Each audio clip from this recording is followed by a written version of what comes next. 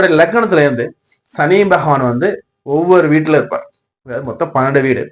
இந்த 12 வீட்டுல சனியோட ஆட்சி வீடு பாத்தீங்கன்னா வந்து மகர கும்பம் வரும். இதுல வந்து பாத்தீங்கன்னா சனியோட அந்த பார்வைகள் விழுறது பாத்தீங்கன்னா வந்து சனி எங்க இருக்கவரை எந்த வீட்டுல இருக்கோ அங்கேருந்து 3, 7, 10. இதுல உங்களுடைய லக்னத்துல இருந்து என்னங்க சனி வந்து 1ஆம் பாவத்துல இருக்கா, 2ஆம் பாவத்துல, 3ஆம் அப்படியே பாருங்க. பார்க்கும்போது நான் சொல்லக்கூடிய பலனை அப்படியே மேட்ச் பண்ணி பாருங்க. பார்த்துட்டு உங்களுடைய வேல்யூபிள் கமெண்ட் செக்ஷன்ல கொடுங்க. உங்களுடைய வேல்யூபிளான கருத்துக்கள் வரவேற்கப்படுகின்றன. ஓகேங்களா? இப்போ சனி பகவான் 4ஆம் இடத்துல இருக்கான்னு வச்சுக்கோங்க. சனி பகவான் 4ல இருக்குன்னா அவர் 10ஆம் வரை எங்க வரும்? உங்களுடைய லக்னத்தை வந்து விழும். அப்போ சனி தன்னோட பார்வையால் லக்னத்தை பார்க்கிறாருங்கும் போது இந்த ஜென்மத்துல நீங்க என்ன பண்ணணும்னா உங்களுடைய வாழ்க்கையை வாழ பிறந்திருக்கீங்க சொல்லக்கூடிய அமைப்புங்க. அதாவது உங்களுடைய வாழ்க்கையில எந்த ஒரு சுக துக்கத்தையும் அனுபவிக்கல. நீங்க எந்த சுக துக்கத்தையும் நீங்க வந்து அனுபவிக்காம போன